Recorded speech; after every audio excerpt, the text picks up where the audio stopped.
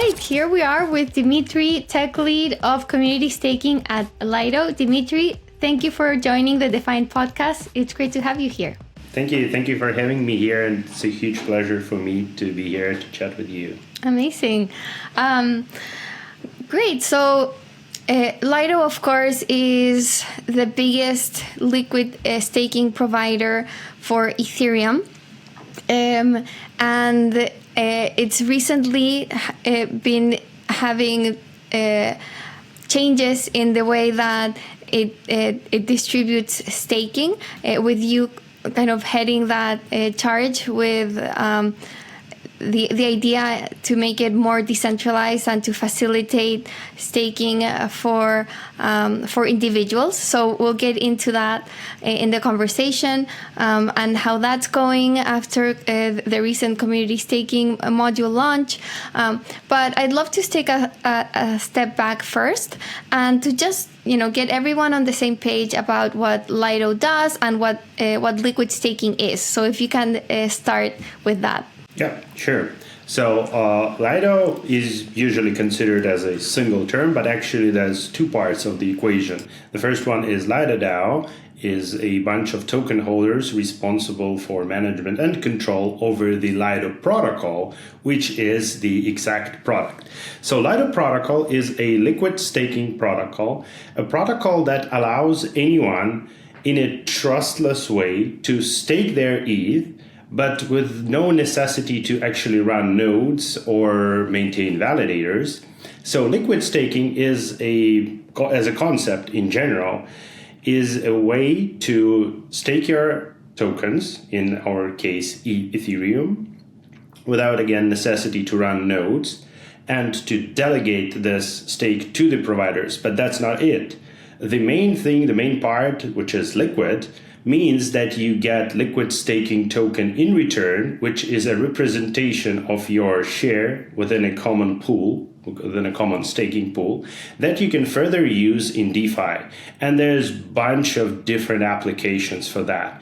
Over the recent year, the most popular one, I would say, is applications in restaking, when you can use your staked tokens, your liquid stake tokens, and add use it in additional protocols and additional networks to secure these networks and to get additional rewards. But that's definitely not it. You can also use it, for example, in lending protocols. So you can use it as a collateral. You can provide liquidity to liquidity pools, or you can participate in various DeFi strategies to also maximize your rewards, or do basically whatever you want, because liquid staking, for me personally, is a fuel for the whole DeFi, because with this representation of your staked tokens, you can do basically anything you can do with regular ETH, but with a bonus of staking rewards on top. Awesome. And this has been hugely successful on Ethereum, because, like you say, it's a way of receiving the staking yield, which comes from the proof of stake consensus mechanism, which Ethereum upgraded to, and so you're securing the Ethereum network, and as a return for that service, you're getting Ethereum ETH rewards. But liquid staking providers allow you to get to use that ETH elsewhere. So you don't need to keep it locked up. So you could potentially, like Dimitry was saying, use it in, for example, as collateral for taking out loans in crypto, and then trading on stable coins and getting more yield with your staked ETH. So it's it just facilitates more liquidity, unlocks potentially more returns for users, and so again, it's been really successful. But that success for Lido comes with a double-edged sword. Which is that Lido has become this potential, not right now, but in the future, maybe single point of failure, because there's so much ETH staked through Lido. So there's been this rising concern that right now a third of ETH staked is in Lido. I think it's about Lido is like 70% of the liquid staking market. So there is kind of this concern that Lido is becoming or is becoming a point of centralization for Ethereum. And maybe, Dimitry, if you can kind of contextualize why that would matter, other than, just like, it's not just about like, oh, crypto likes to be decentralized and like the cypherpunk ethos. There's like actual, practical concerns why that might be a problem. So maybe you can put that into context. Yeah, sure. So let's start with the basics. First of all, one of the main values and one of the main goals for Lido is indeed to keep Ethereum decentralized. And the point of criticism that you mentioned should be contextualized, yes, as you mentioned. So there's a huge difference between centralized staking providers like centralized exchanges or just professional staking providers who uniquely control the delegated tokens, the stake. The difference with Lido is that Lido is a protocol, first of all, and secondly, Lido as a protocol do not operate a single validator. So Lido is a middleware between a very decentralized set of various node operators and Ethereum stakers. So, which ensures that if you stake your ETH with Lido, you are contributing to decentralization, actually, because from the liquid staking protocols, Lido is arguably the most decentralized protocol, and the protocol itself is built in a way to promote decentralization. So unlike centralized providers, when you stake your ETH with Lido, it gets evenly distributed between almost 40 professional operators, and now with the introduction of simple DBT and community staking modules across more than 400 independent solo home stakers and small operators, which means that Lido as a middleware is a complementary thing for Ethereum and not a centralized point of failure. And when people speak about centralized point of failure, again, we can analyze it pretty easily. Because Lido do not control, as a protocol, do not control a single validator, it means that the only centralized point here is actually the protocol itself, so the smart contracts.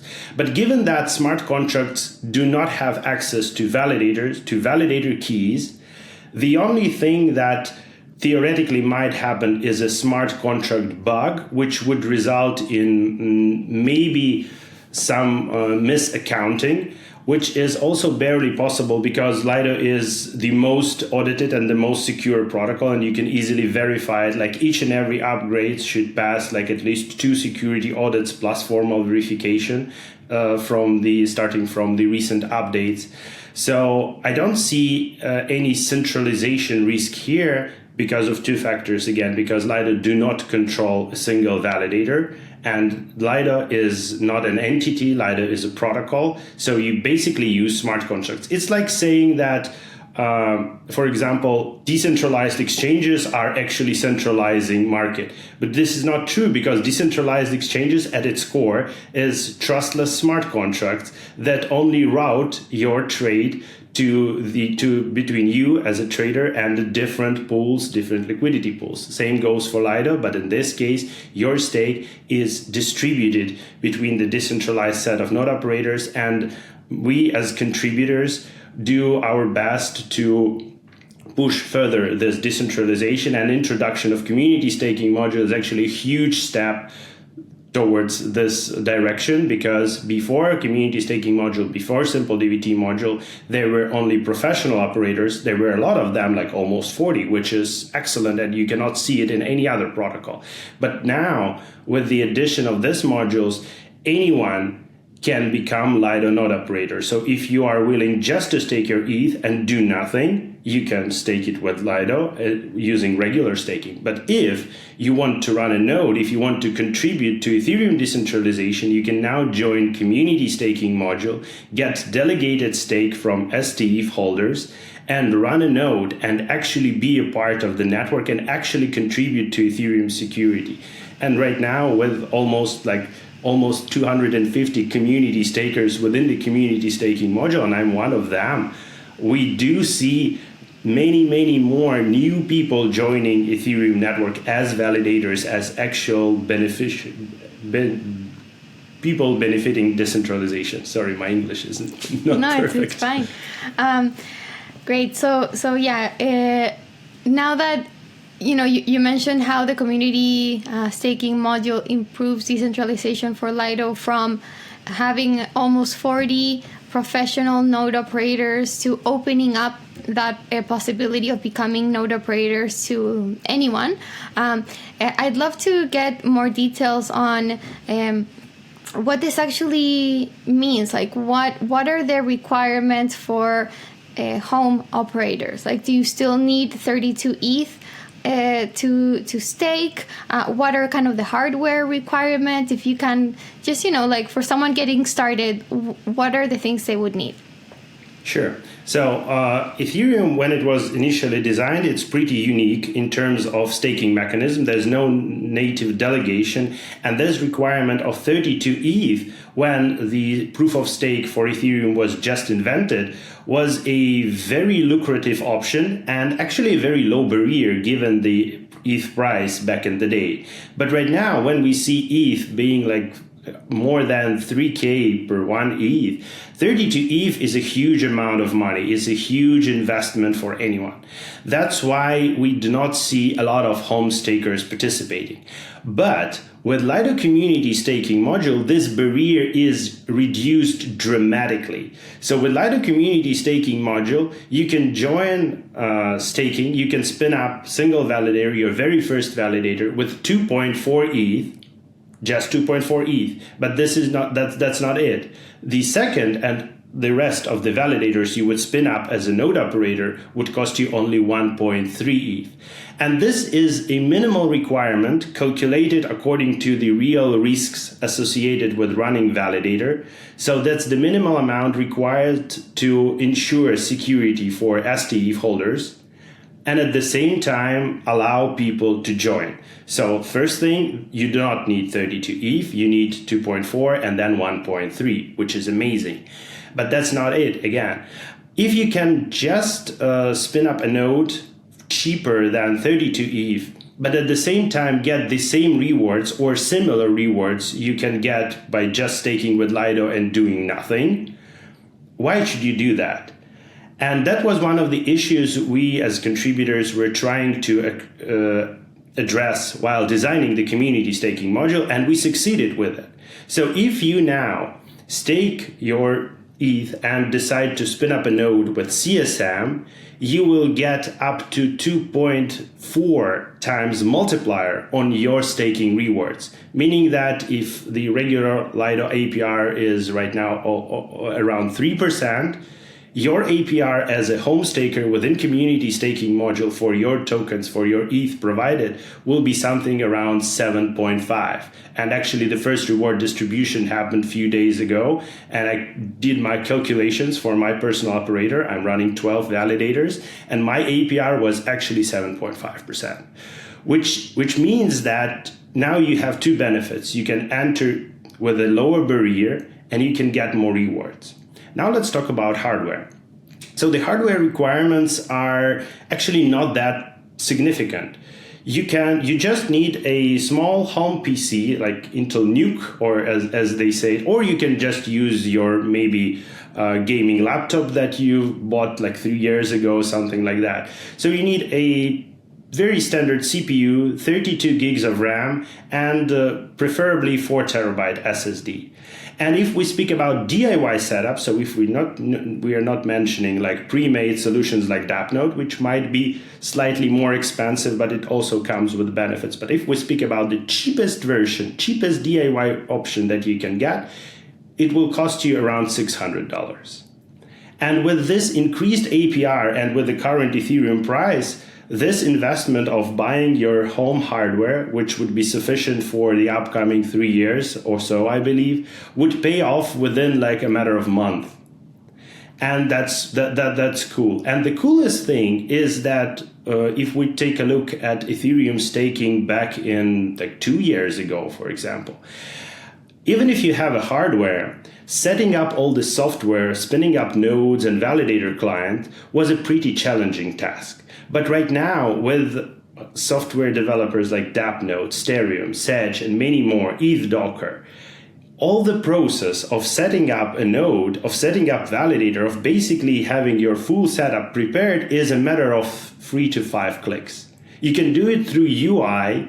So if you are buying a DAppNode, for example, and that's the main benefit that I was about to mention, it comes with the graphical software pre-installed.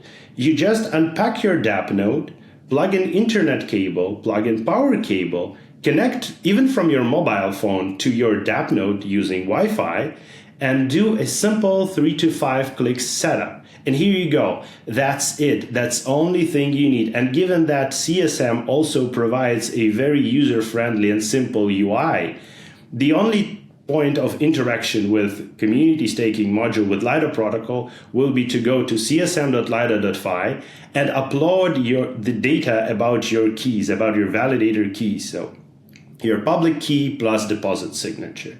And that's it. You do one transaction and you start your validation journey. And after that, the only thing you need to do is you need to maintain your hardware, which is pretty regular task. And given that validator should be online most of the time and you should take care of your validator, that's the only thing. And then at any point in time, you can go to csm.lido.fi, check your rewards and claim them maybe each month, maybe each half a year, or maybe each year, all with a single very cheap transaction. So CSM not only made staking on Ethereum accessible, not only made staking on Ethereum profitable, but it also made staking on Ethereum really simple. Like, it's the simplest solution, it's the most accessible solution with probably the highest rewards and the simplest UX possible. The biggest risk, obviously, for staking is getting slashed, right? Like that's what the consequence of not keeping your hardware up to date, of going offline. So how does that work? Like, how for a home staker that's it's not their full-time job to do this, or they're not very technical, how to make sure that you don't get slashed. And for those listening, obviously getting slashed is using all or part of your staked ETH because you're offline or you're not meeting kind of the requirements that you need to meet as a staker. Yeah. The biggest misconception about Ethereum staking is that you can get slashed for being offline. Okay. This is not true. You cannot get slashed for being offline. So what can happen if you go offline? You will gradually, very, very slowly lose your principal, which is 32 ETH deposit, which was made by Lido on your behalf. But it will, if we take a look at the real network, so Beacon Chain has been live since 2020, so 4 years now. And there's a bunch of validators that had never been activated, that had never been offline since the genesis for some reason. We don't know why. But the cool thing is that for 4 years of being offline, they only lost around 2 ETH out of their 32 ETH deposit, which means that you cannot get slashed for going offline. The only practical way to get slashed is to spin up 2 setups, 2 validation machines, and use the same keys, which is a significant violation from the network perspective, but it is fully on your control. So if you will never spin up 2 nodes, and if you will keep your hardware, your software updated, because the second reason is probably a software bug, a client bug, but this is out of your control and client teams are doing their great job on keeping software reliable and properly testing it. So we've never seen any validator being slashed due to software bug. So the only practical reason and the only practical case for you to get slashed is to spin up 2 machines. So just do not spin up 2 machines. And if you will go offline, this is a question that a lot of people ask me. With the traditional Ethereum staking without liquid staking protocols, what you will get is you will get penalized. So your balance will gradually decrease. And we understand, again, as the contributors, while designing CSM, we also kept it in mind. And that's why we designed the reward system for CSM with the performance threshold. Let me quickly explain the concept.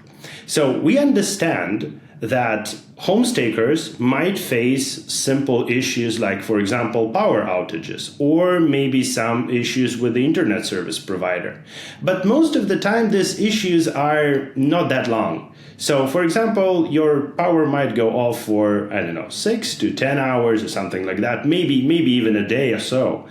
And with CSM, with this performance threshold concept, if you are online and if you are performing your duties over the 28 days period for more than 27 days, so you have a full day each month that you can go offline without losing your rewards.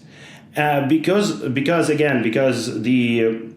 actual penalties here would be relatively low for you as a home staker and for the protocol. So that's why this performance leeway exists specifically for home stakers. This is not the case for professional operators. For sure, professional operators are encouraged to maintain like 5 nines performance each and every day. But for home stakers, there's this performance leeway that allows you to, for example, safely move your machine from one place to another, or should the power go down, restore it and or move your machine to another place and continue validation without losing your rewards. So this is also a very cool feature about CSM that I personally like a lot. Protocol 20 introduces Sorbonne, which is Stellar's cutting-edge smart contracts platform. This creates new surface area for innovation and provides new opportunities for developers to build protocols and products that create access to everyday financial services. So it means a gradual increase in transaction capacity and a chance to fine-tune applications. And it's the most transformative upgrade to the Stellar network to date. Woohoo! Okay, and then how is this achieved? Like, how are you able to lower the threshold for 2.4? 2.4, and have a little bit of leeway of being offline.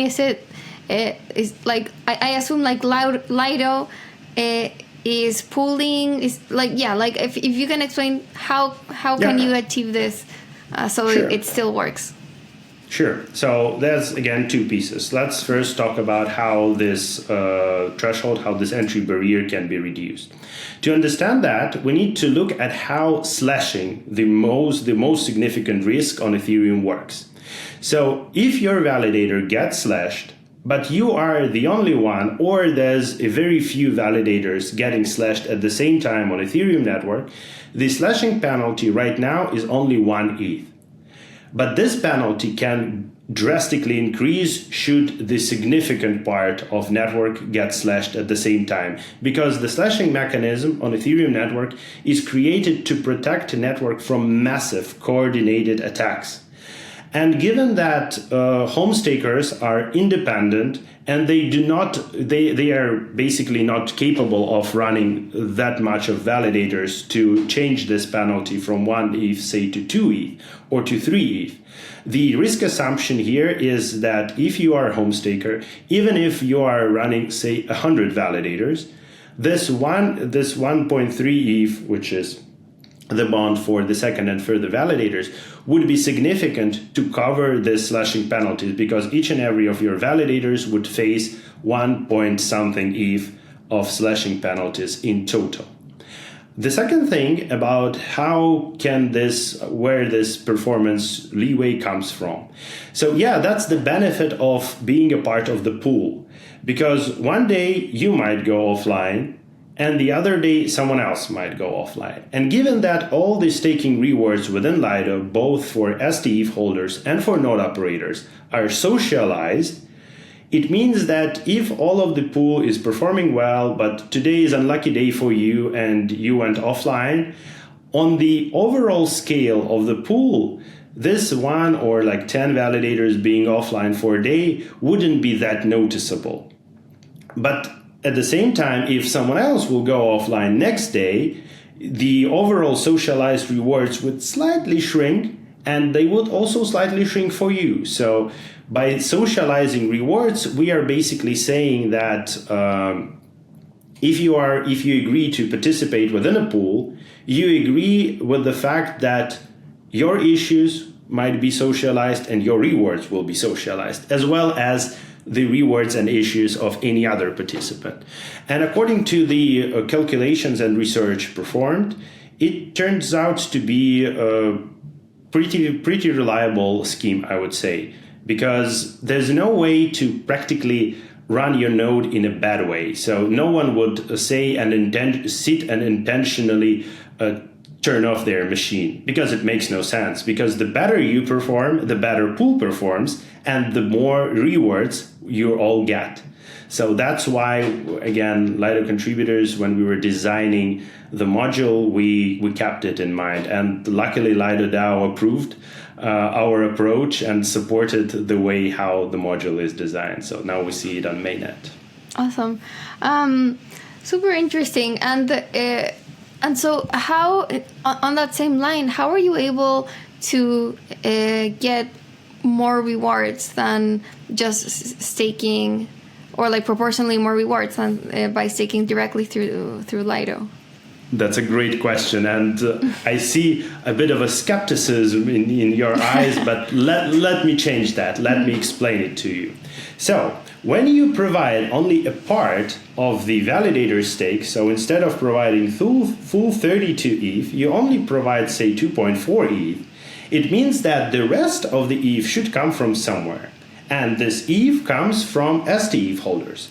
But as you know, if you stake your ETH with Lido, you are not getting 100% of staking rewards. You're only getting 90% of rewards. So this 10% are held by Lido DAO, by Lido protocol, and then they are distributed between Lido DAO treasury and node operators. So now, when you are a node operator, you get your rewards on your stake provided, on your 2.4 ETH, plus you get a share of rewards from the full validator, from all the delegated stake, and given the ratio between the amount of stake you provide as a node operator and the amount of stake delegated to your validator, this reward share is actually that meaningful. So it is higher than your rewards on the bond, on the tokens that you provided. So if we do quick math here, we end up with a multiplier of 2.4, given that you run a significant amount of validators. Ah, I see. Okay. So the idea is that when you stake directly to Lido, because you don't have that much ETH, like delegated ETH that will accrue rewards, and because you're not like running a node yourself, you get less rewards than if you are a home validator with your own node and with other validators who are also accruing rewards, and so that all comes down to around 2x more rewards. Yeah, 2.4. That's important. And again, yes. So when you are a node operator, you are getting part of this reward share. So if you are just staking and not running anything, then those who run nodes on your behalf should be paid for it, should get rewards for it. And now when you are a node operator, you not only get rewards on the ETH you provided as a stake, as this guarantee, but you also get a part of this rewards from those who are not willing to run nodes. So this is a direct benefit and a direct incentive for you to run a node instead of just staking with Lido. But again, in this case, you lose this magic part of liquidity, because if you run a node, you need to provide ETH and you need to actually lock this ETH. So you're not getting any liquid staking token in return, because this token should be locked as a guarantee.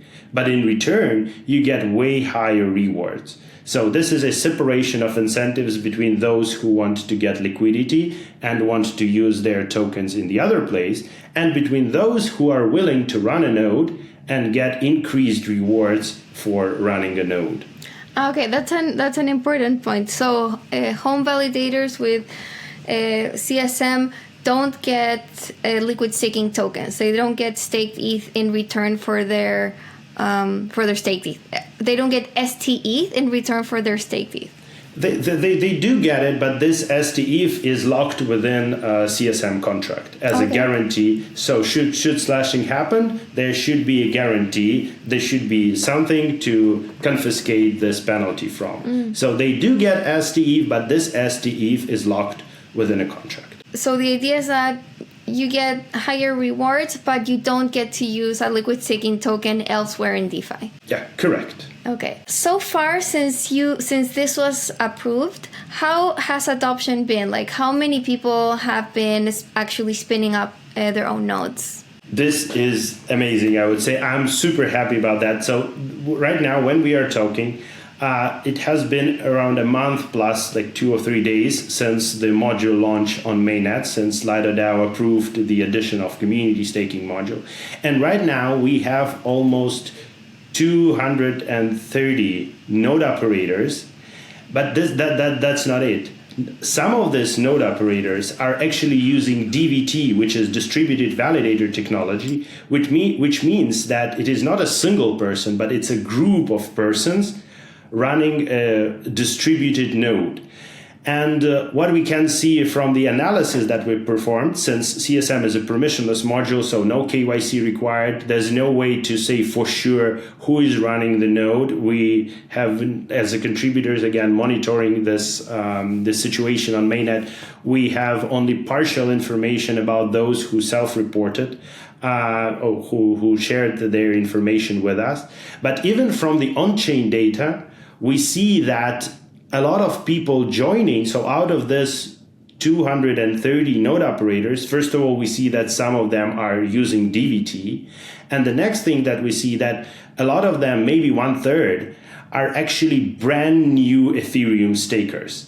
So people who had never staked before, who had never validated before. At the same time, we also see people who are already participating in the other protocols, small node operators, and many more.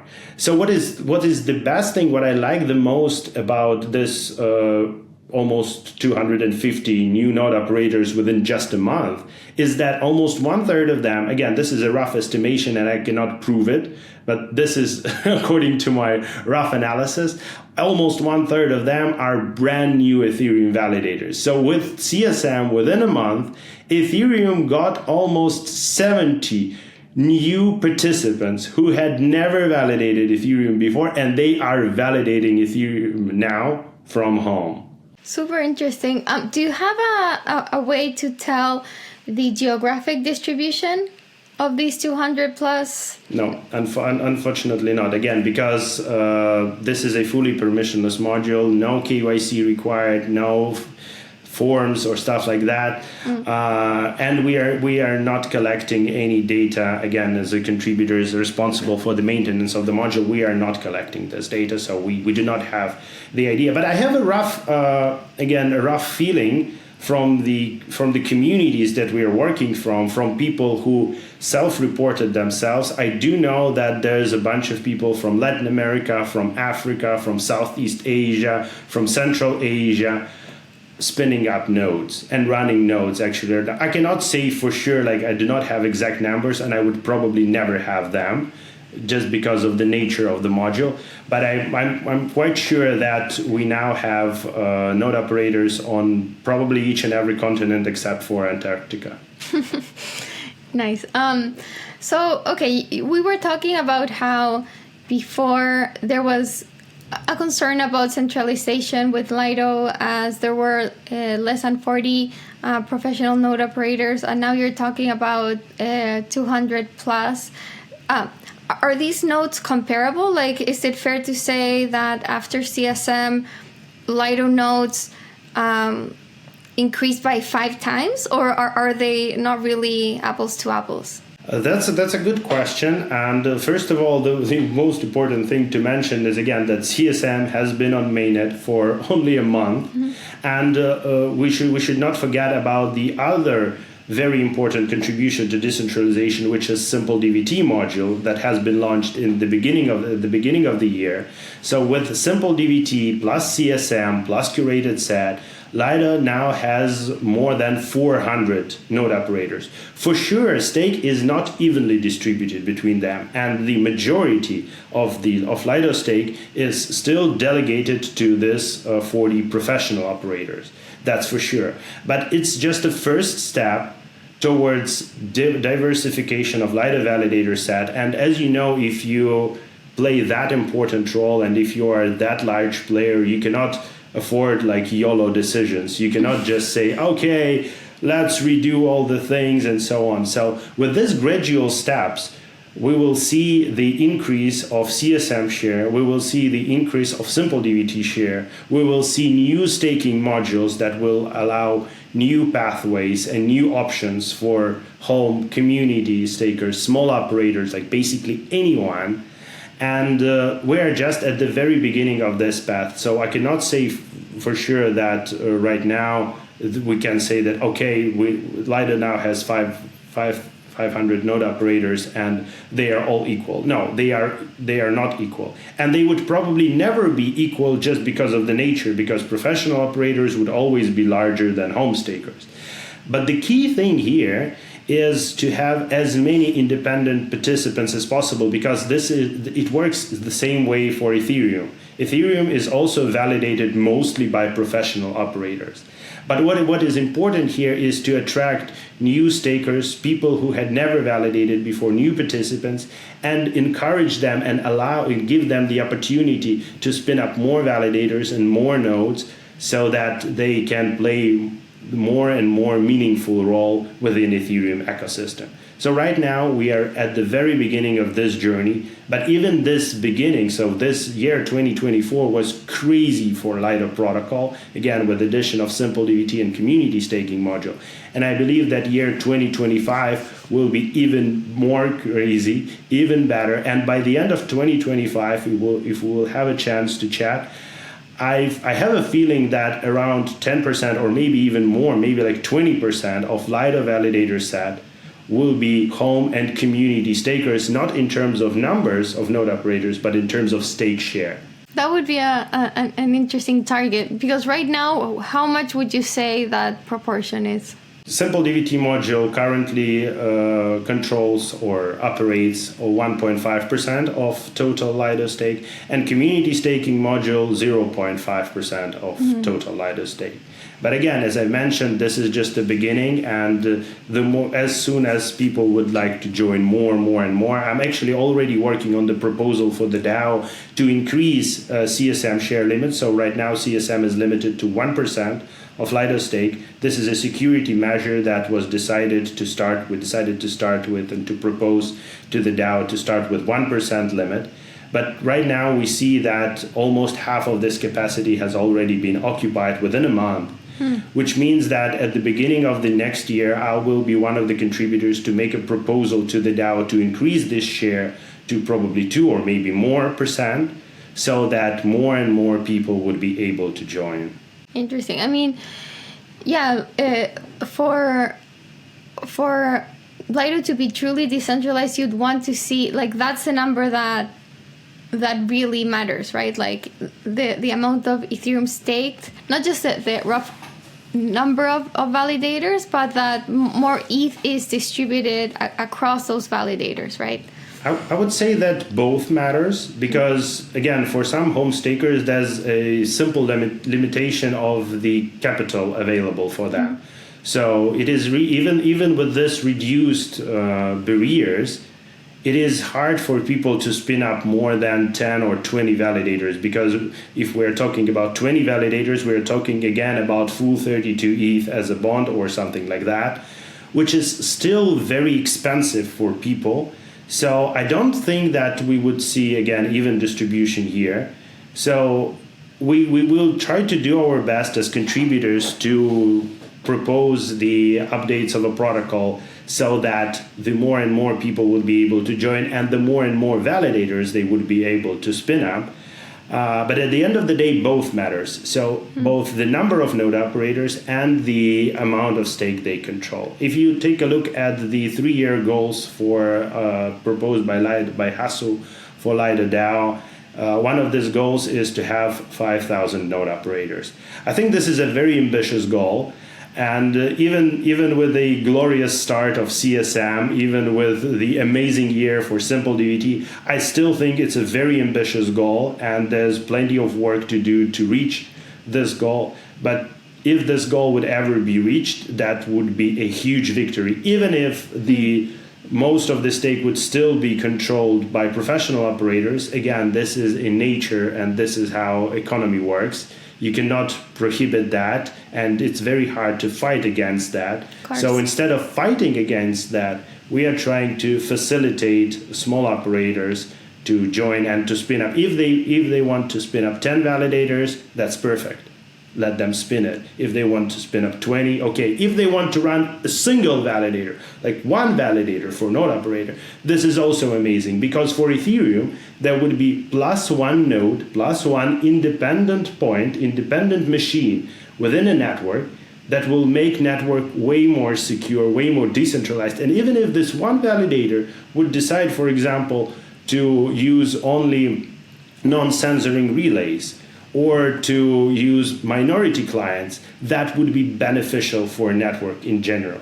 So again, answering your question, both matters, both the number of node operators and the amount of stake controlled by each. Super interesting. And just to kind of highlight here how this is all about Ethereum security, right? Like increasing validator decentralization is to, in the end, prevent there being attacks on Ethereum. Like if a node operators are centralized, it's a lot easier for them to coordinate and to put their ETH together and attack Ethereum with, a majority staked attack, or, reconfigure the chain somehow, etc. If you have more people validating with hopefully ETH distributed among them, I agree, like markets are markets. I would never expect equal distribution, but the more validators you have, the more ETH is distributed.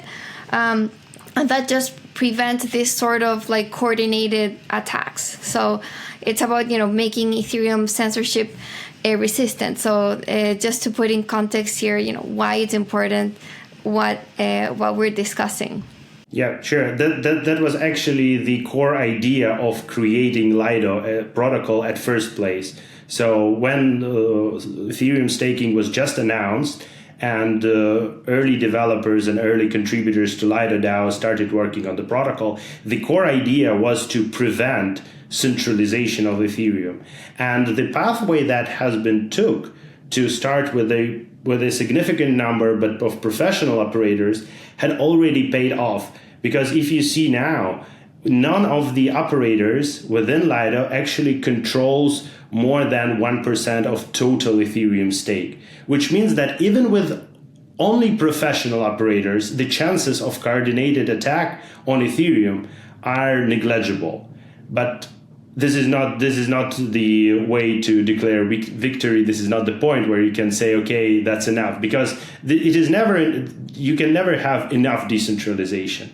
So the more operators you have, the more independent players, the lower and the lower and the lower the chances both of coordinated attacks, of censoring, of basic network failure. Because imagine that one day something bad might happen with these huge data centers in Germany and the United States, where the majority of Ethereum validators in general are located.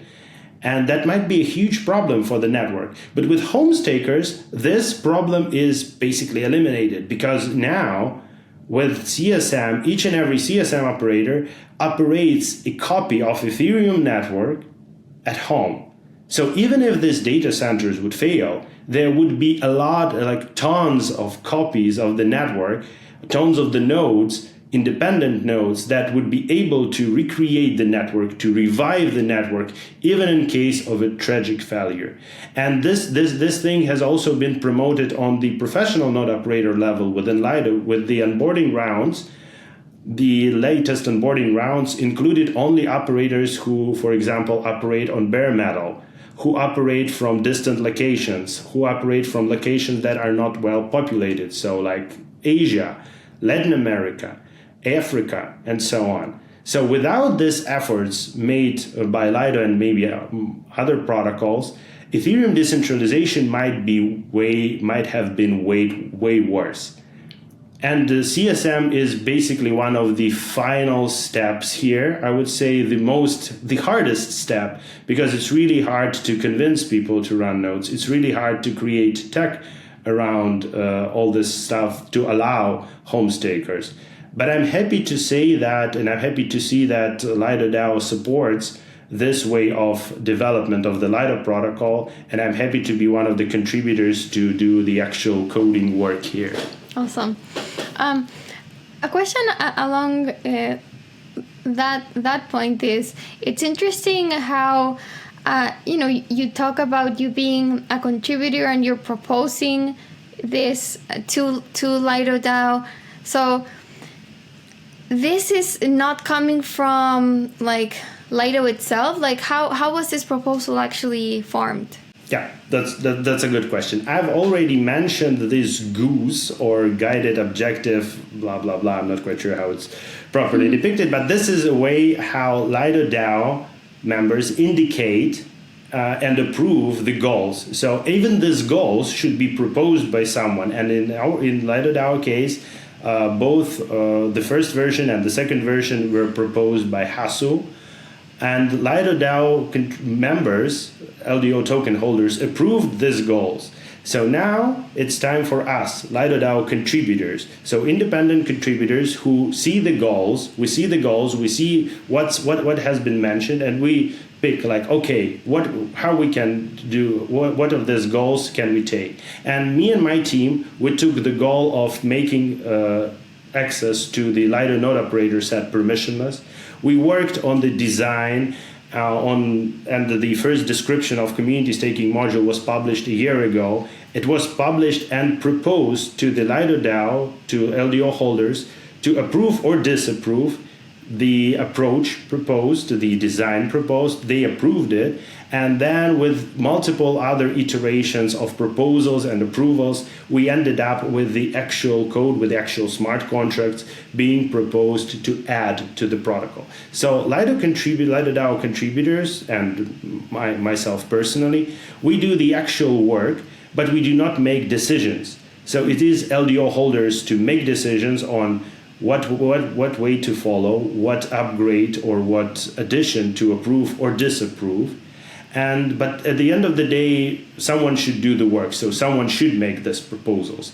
And this is the work of Lido contributors, to propose design, to propose goals, to act upon those goals, to do the actual job, to develop actual software that will be a part of the Lido protocol. Supra is an all-new blockchain that vertically integrates native oracles, bridges, automation, and randomness into one powerful layer 1 with multi-VM compatibility. Supra boasts an impressive 530,000 TPS throughput with 500 ms optimistic finality and a 3-tier parallel execution strategy. Supra enables a new breed of super dApps with shared security, in-protocol Oracle price feeds, automation, cross-chain communication, and on-chain randomness, giving you all you need to build, trade, and play in one chain. It's so interesting. I think Lido is probably, one of the few DAOs that actually work, like that you are doing, like real hard, productive work, but in a semi-decentralized way. Of course, like nothing can be, or like I think it would be hard to have a productive organization that's like fully decentralized. I think there has to be some degree of like centralization in decision making, like you're saying. Lido team who makes a proposal, LDO token holders vote on it, and then Lido contributors do the work to meet those goals. So it's like many different participants come together in the Lido DAO to reach the goals that as an organization you've set out to do. I just think it's it's interesting to see how kind of just structurally Lido is working and just setting a workable model for DAOs.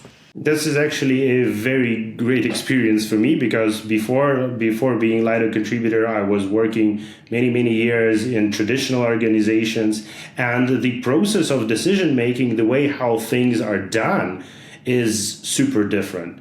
So with this multi-layered pie, with LDO holders being the decision makers, with different independent groups of Lido contributors working on different things, never knowing beforehand if their work would be approved or not, this creates a very competitive landscape and a very productive landscape. So you've mentioned that it is a semi-centralized or decentralized way. It's hard for me to argue, to be fair. So I have no idea about how LDO tokens are distributed and who are the people holding this LDO token. So who are the voters?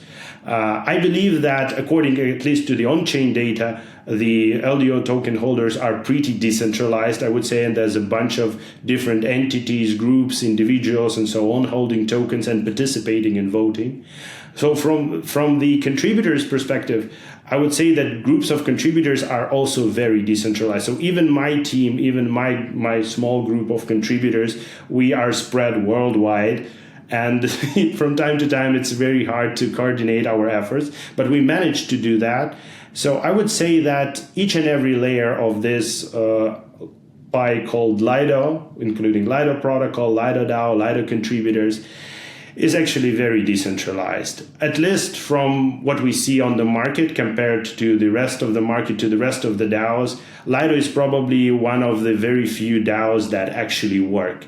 Yeah, no, that was my point. I think there's different degrees of decentralization and token decentralization that you can argue. I don't think Lido is especially centralized at all. That wasn't the point, but yeah, I was just saying that it's interesting how this just very major update or upgrade in the protocol with CSM came from Lido contributors and was voted via token governance. And yeah, I think it's a really interesting example of an actual working DAO. I think there are just very few examples with MakerDAO, maybe Aave, and very few others, but it's been just an overhanging question in Web3 whether DAOs actually work. So it's interesting to see one of the biggest projects or protocols in DeFi is actually building in a decentralized way. So before we come to the end of the podcast, I really wanted to raise this question, which came up recently at DEF CON with Ethereum Foundation researcher Justin Drake proposing kind of what the future of Ethereum consensus layer looks like with the Beam chain. There was a really interesting part of that proposal that relates to staking. And I just had Justin on the podcast last week, and he went into detail on this about how he would, or I don't know, I guess the proposal wants to limit Ethereum issuance. So he said Ethereum right now is overpaying for security. So his argument is that we actually don't need, as in the Ethereum Foundation believes they don't need as much staked ETH, and that so they just need some level that they would cap, so that Ethereum doesn't have to overpay in issuance, and so they would cap it and making kind of the rewards say go up to 2%, and after that cap is met, rewards would drop to disincentivize additional ETH to be staked. if that happens, that obviously would have a huge impact to Lido and other staking providers. What's your take here? I mean, how did you guys react to this proposal? I cannot say, I'm not quite sure what guys you are referring to. I can share my personal opinion on it. And I wasn't lucky enough to have a conversation with Justin during DEF CON, but I was lucky enough to have conversation with Depliant about that. And he knows my stance here. And my stance here is relatively simple. So I do understand the position of Ethereum researchers, and I think that they are arguing not about their personal interest, but about the interest of Ethereum in general, so that Ethereum does not need that much of a security. And if we look from this angle, it might be considered a valuable argument. And indeed, probably there's too much of ETH staked. But at the same time, what we see on the market and what Lido DAO and what Lido DAO using the Lido protocol is trying to achieve is to maintain decentralization. However, if the issuance will be reduced, it will basically mean that the margins on staking would be reduced.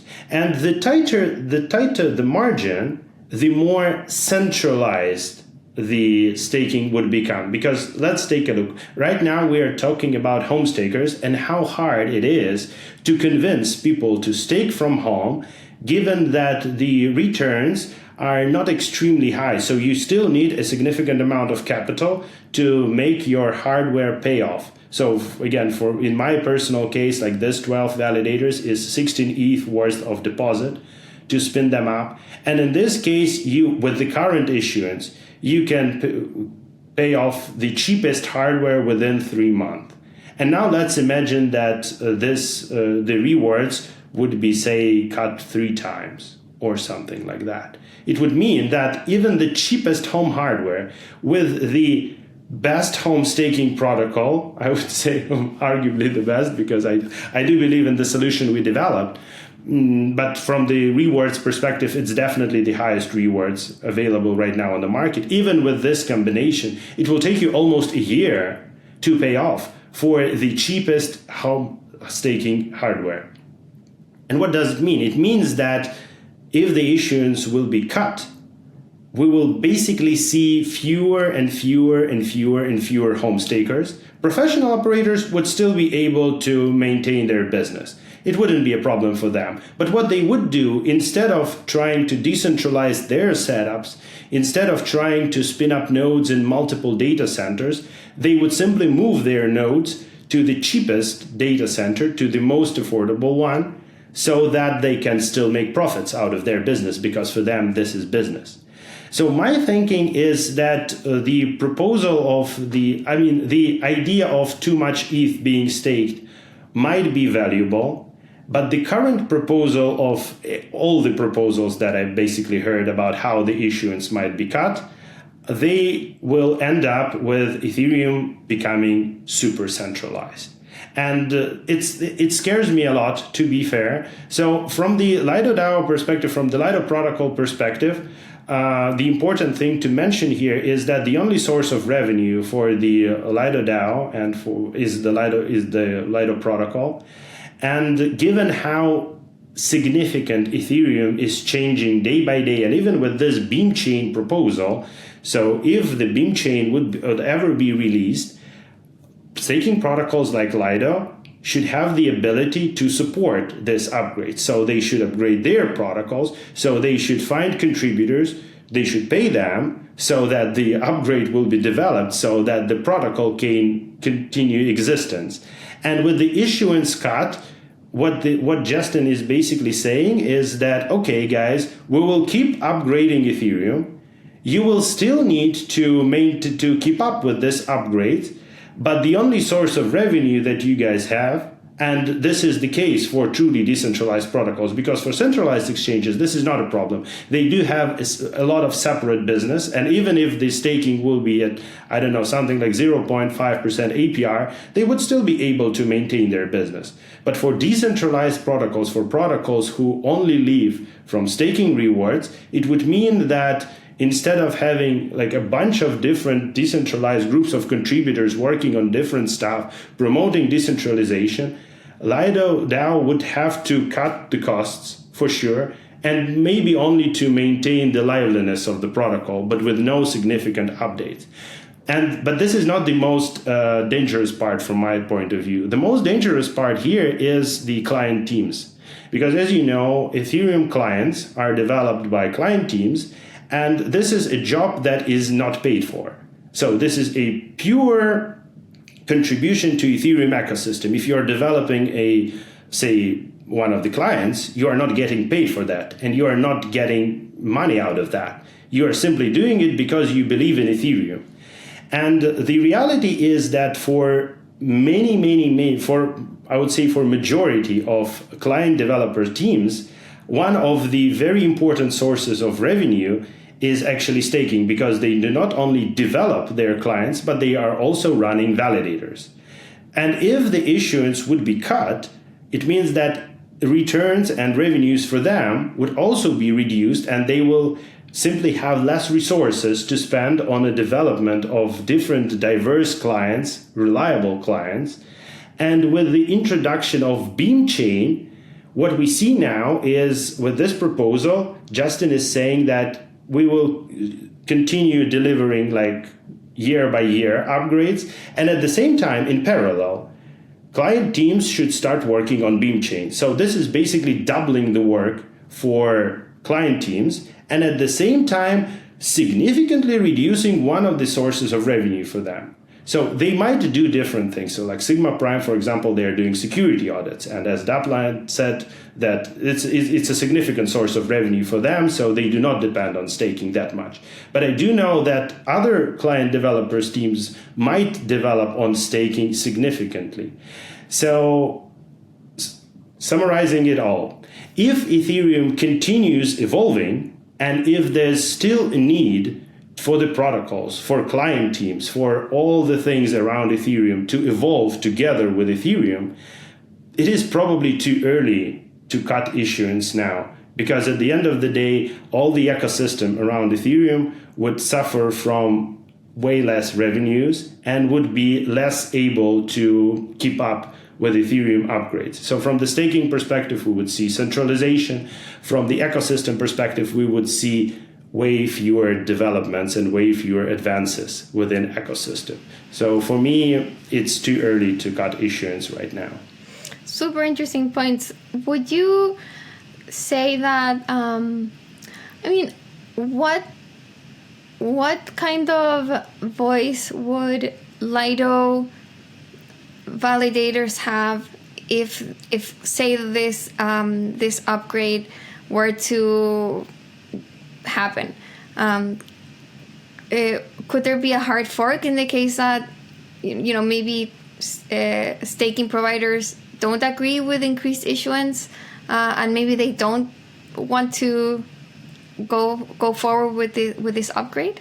Given the diversity of Lido validator set and the number of even professional operators participating in Lido protocol and now home stakers, I don't see any chances of collusion between them and of coordinated actions, at least actions coordinated from Lido protocol side. So I think what we will see should this proposal pass is that some home stakers would decide to quit just because of the fact that it would no longer be economically feasible for them. And professional operators, as I mentioned before, they will do their best to cut their costs because their returns would significantly reduce, and that it would lead to a more centralization, both in terms of hardware, geographical distribution, and so on.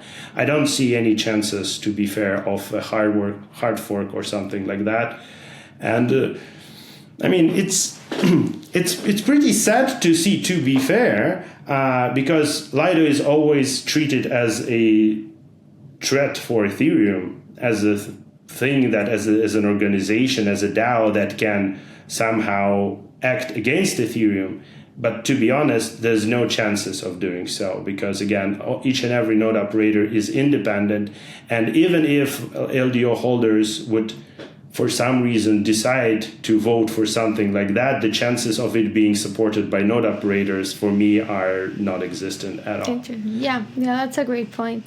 I mean, I think, this is just obviously an initial proposal, and there is in the timeline like a year of arriving to consensus. So obviously, I think these arguments will be considered, and who knows, like, what will the the final state of the proposal be. So we're just starting the conversation, but yes, really, really interesting points on centralization and decreased revenue for client teams, for sure. Okay, and then wrapping up, you said 2025 will be even more interesting for Lido. So what are the main milestones that you're looking forward to? Okay, so there are a bunch of things. From my personal perspective and from my side and my team, we will be focused on improving community staking module, because we did our best to release it in time, but there's still some homework to be done, some things to be improved, some things to be made more robust, so that we can indeed propose the increase of the share of the module to a significant numbers. And me and my team, we will be focusing on that. From the overall protocol perspective, I do know that SSV announced that they are developing a module for Lido staking router, for Lido protocol, which would natively support SSV DVT, which means that they would reduce this all coordination efforts and so on, and people would be able to super easily, in the same way as it is with CSM, so with a bunch of clicks, join staking, become Lido node operators, but also using SSV DVT. Who knows what other DVT providers would do? Who knows what other modules will be? But I do think that we will first of all see a bunch of new staking modules, so basically new ways to become node operators. We would see increase in shares of community staking module, of simple DVT, at least being proposed, but I have a feeling that Lido DAO would support this movement, because again they ratified this goal of reaching out 5,000 node operators, and it cannot simply be done without meaningful upgrades and without increasing share of modules like CSM. And I think that what also would be a big thing for Lido in 2025 is a new ways and new I would say horizontal growth in terms of ways of staking. So things like bring your own validator, or so-called staking vaults, would probably be also released within 2025, which would allow for attraction of those who are not okay with simple staking with Lido protocol. So right now Lido only offers one product, which is STETH. But there's a bunch of opportunities to build around this product, like different product offerings. And I do know that other groups of contributors are also working on things like bring your own validator and so on. And I think the other big thing, it is not about decentralization of the validator set, but it is about the protocol in general, and about the level of control of the Lido DAO on the protocol, would be the long-awaited release of dual governance. This would be probably the most significant upgrade of the protocol from the governance perspective, which would significantly reduce the power of LDO holders over the protocol, because it would allow each and every STETH holder, should they disagree with the proposed decision by Lido DAO or by someone else, and the decision supported by Lido DAO, they would have the opportunity to say no and exit the protocol before this decision would be applied. So from the DAO perspective, from the decentralized organization's perspective, it would be a general revolution, not only for the Lido protocol, but in general for DAOs, so that the Lido DAO, the LDO holders, would still be able to maintain upgrades and development of the protocol. But if they would ever propose something malicious, which is right now considered a risk, STETH holders would be able to say no with their feet.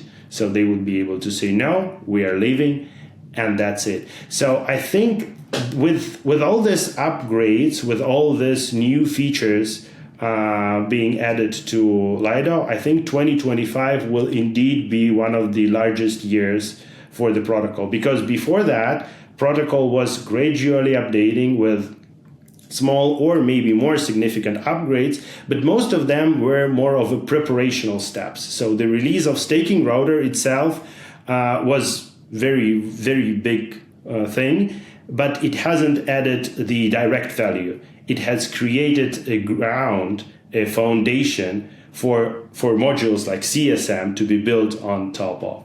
So yeah, for me, 2025 will be the year of the final fruits collection from all the work that has been done over the years within Lido protocol.